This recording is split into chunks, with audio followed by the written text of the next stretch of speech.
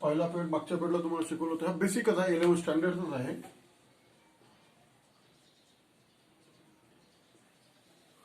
Coulombs law शिकवला होता. Force of attraction और repulsion between 2 point charges is directly proportional to product of their charges and inversely proportional to square of distance between them.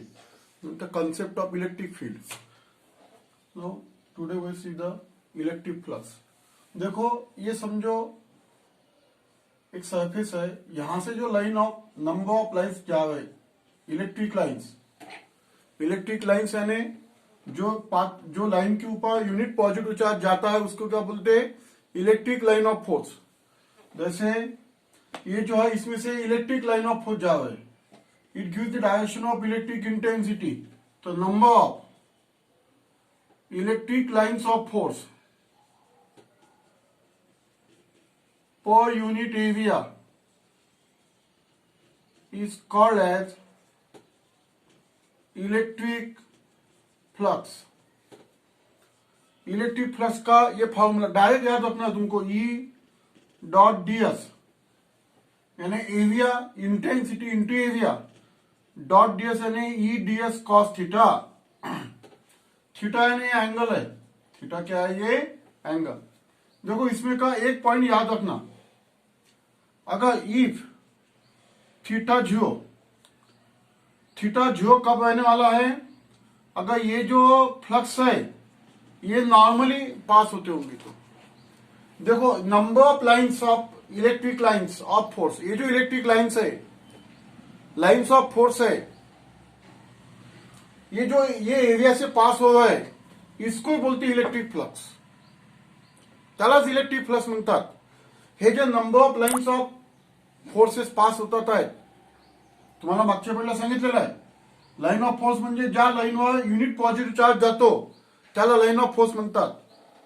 तर हे जे line of forces पास होत आहेत, समजलं ना, त्याला म्हणतात इलेक्ट्रिक फ्लक्स. हा डायरेक्ट फॉर्म्युला लर्न करायचा आहे. E.ds cos theta. अगर ये एरिया इसको इंटेंसिटी को परपेंडिकुलर है तो थीटा जीरो पकड़ना है. नेट इलेक्ट्रिक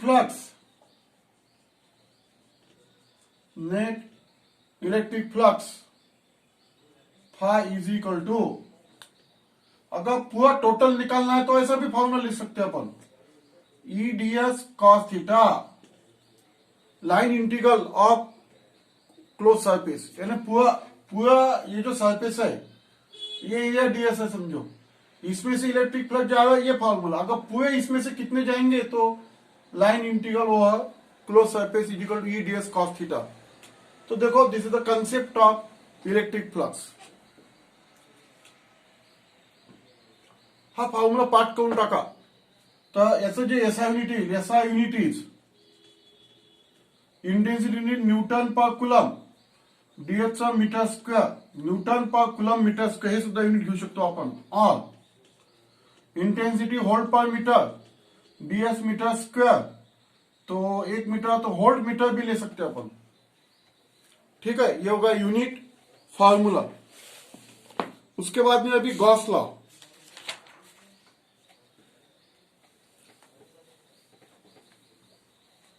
अथवा गॉस लॉ. समझो ये क्लोज सरफेस है, इसको क्लोज सरफेस बोलेंगे. क्लोज सरफेस, इसके अंदर प्लस क्यू चार्ज रखा है. क्या रखा है? प्लस क्यू चार्ज इसके अंदर रखा है. ठीक है, तो यहां से ऐसे इलेक्ट्रिक फ्लक्स बाहर निकलेंगे, यानी लाइंस ऑफ फोर्सेस बाहर निकलेंगे. तो net electric lines of force कितने बाहर निकलेंगे? Q upon epsilon zero. Q upon epsilon zero. इसको बोलते गॉस लॉ. जितना चार्ज अंदर रखा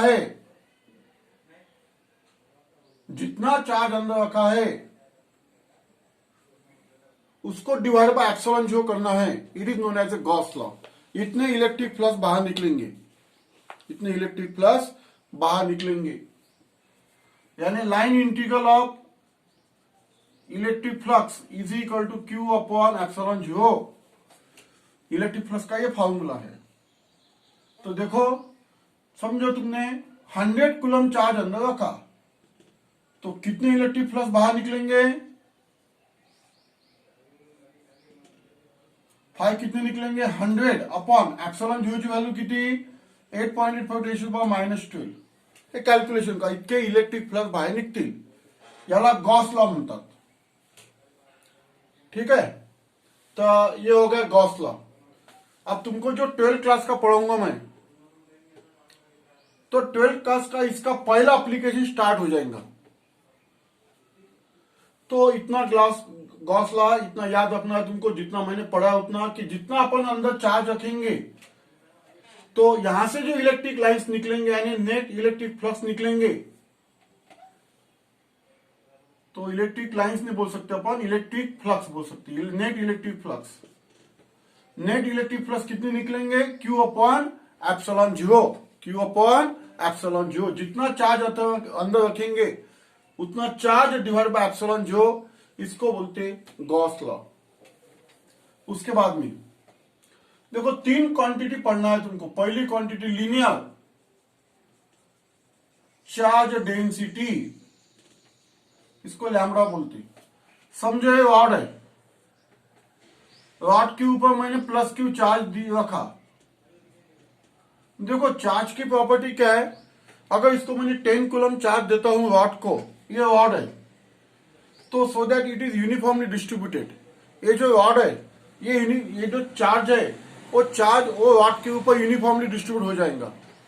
तो लीनियर चार्ज डेंसिटी यानी charge upon length, charge per unit length is called as a linear charge density.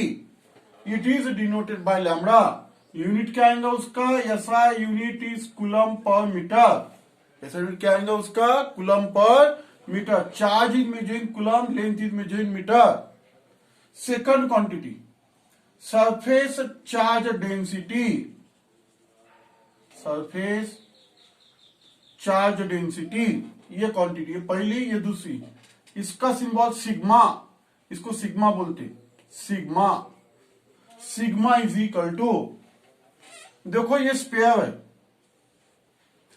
Spare को चार्ज दे दिया अपन ने, क्यू चार्ज दे दिया, क्यू चार्ज दे दिया स्पेयर को, so that is uniformly distributed. Charge per unit area is called as a surface charge density. Coulomb per meter square हे त्याचं unit आहे, Coulomb per meter square। दुसरी quantity हा learn करायचं तुम्हाला, कामात पडतात नंतर, आपल्याला 12वी मध्ये कामात पडतात क्वांटिटी। पहिली क्वांटिटी कोणती? Linear charge density. Charge per unit length is called as a linear charge density. Charge per unit area is called as a surface charge density denoted by sigma, याला सिग्मा म्हणतात, समजलं? Charge upon area coulomb per metre square. आणि तिसरी quantity आहे volume charge density. Volume charge density, rho symbol आहे त्याचा, रो, समजलं? समजा हा क्यूब आहे, हा क्यूब आहे, या क्यूबला आपण क्यू चार्ज दिला, तो ह्या झाला चार्ज क्यूब, समजलं ना? Charge cube, charge is uniformly distributed over the surface of cube. तो व्हॉल्यूम चार्ज डेन्सिटी म्हणजे charge upon volume, charge upon volume, याला म्हणतात volume charge density coulomb per metre cube. याचा व्हॉल्यूम काढता येईल, लेंथ इंटू बेट into height, समजलं? तर अशा 3 क्वांटिटी आपल्याला माहिती पाहिजे। पहिली क्वांटिटी कोणती? Surface charge density. पहिली क्वांटिटी कोणती? Linear charge density. दुसरी कोणती? Surface charge density. तिसरी कोणती? Volume charge density. आणि त्याचा प्रत्येकाचे फॉर्म्युला सांगितलेला आहे, प्रत्येकाचं युनिट सांगितलेलं आहे। ह्या क्वांटिटी आपल्याला कामात पडतात। त्याच्यानंतर तर नंतरचा पॉइंट, हे सगळं बेसिक आहे, समजलं ना? 12वीचं हे बेसिक चालू आहे आपलं। आता लिहा इलेक्ट्रिक डायपोल। इलेक्ट्रिक डायपोल हे 2 चार्जेस आहेत, plus Q minus Q, separated by distance twice L. तर याला इलेक्ट्रिक डायपोल म्हणतात. याला काय म्हणतात? Electric dipole. ये pair of equal and opposite charges separated by finite distance is called as electric dipole. दोन चार्जेस पाहिजे, इक्वल अँड अपोजिट. म्हणजे समजा तुम्ही इथं +10 कुलम घेतला, हा -10 कुलम घेतला आणि यामध्ये डिस्टन्स आपण 1 सेंटीमीटर ठेवलं किंवा 2 सेंटीमीटर डिस्टन्स आपण असे दोन चार्जेस ठेवले, तर याला म्हणतात इलेक्ट्रिक डायपोल. याला म्हणतात जसं आपलं मॅग्नेटिक डायपोल. मॅग्नेटिक डायपोल मध्ये दोन पोल असतात, साऊथ पोल आणि north pole. That is south pole and north pole separated by some distance. तर तसं इथे two equal and opposite charges, pair of equal and opposite charges separated by finite distance is called as a electric dipole. याला electric dipole म्हणतात. Idea clear झाली? तर पहा, हे दोन charges आहेत. यामधून अशी लाईन मी पास करतोय. समजा ही एक्स वाय लाईन पास करतोय. ही जी एक्स वाय लाईन आहे याला डायपोल ऍक्सिस म्हणतात. डायपोल ऍक्सिस, हा डायपोल ऍक्सिस आहे.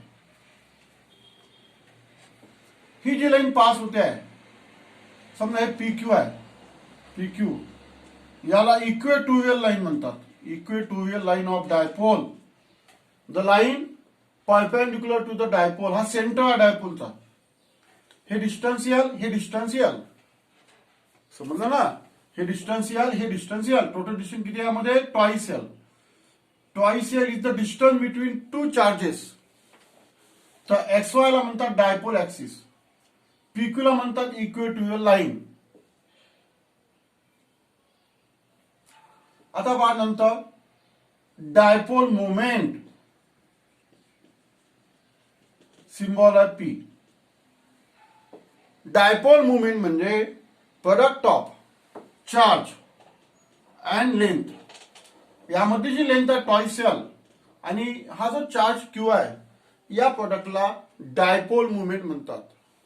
याला व्हेक्टर मध्ये असं सुद्धा लिहू शकतो आपण, ट्वाइस एल व्हेक्टर मध्ये असं सुद्धा लिहू शकतो आपण.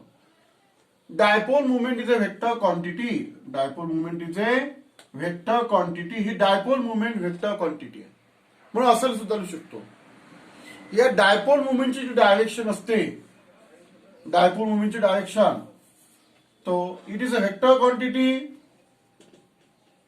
Dipole movement is a vector quantity and it is directed from negative to positive. Negative कोण पॉझिटिव्ह करते? Negative to positive charge. Negative positive ही डायरेक्शन आहे त्याची, अशी डायरेक्शन असते. निगेटिव्ह चार्ज कडून पॉझिटिव्ह चार्ज कडे ही त्याची डायरेक्शन असते. त्याला डायपोल मुवमेंट म्हणतात. एसआय युनिट काय मग त्याचं?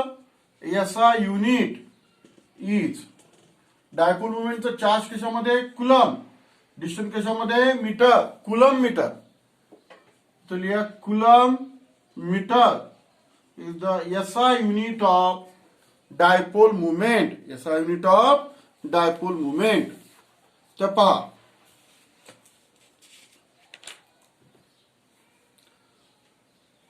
तर हे पहा, आता हे झालं इलेक्ट्रिक डायपोल बद्दल माहिती शिकवली तुम्हाला. इलेक्ट्रिक डायपोल कशाला म्हणायचं आणि डायपोल मुवमेंट कशाला म्हणायचं.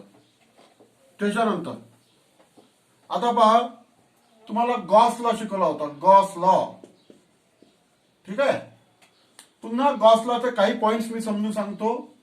समजा एक क्लोज सरफेस आहे, यामध्ये चार्ज आपण अंदर ठेवलेला आहे, plus Q charge place inside the close surface.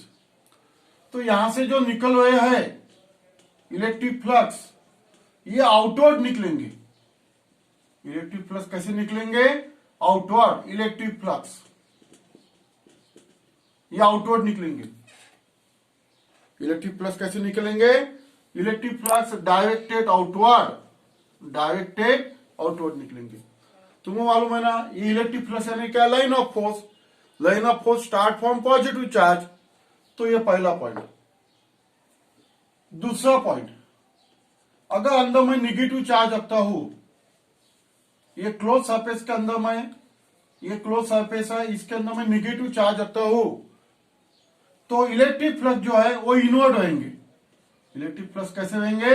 Invert, directed invert. Electric flux directed invert, ये इनवर्ट रहेंगे इलेक्ट्रिक फ्लक्स। क्योंकि देखो, line of force start from positive charge and end on negative charge, ये second point Gauss law का। उसके बाद में तीसरा पॉइंट, समझो अभी ये क्लोज सरफेस है, मैं चार्ज बाहेर रखता,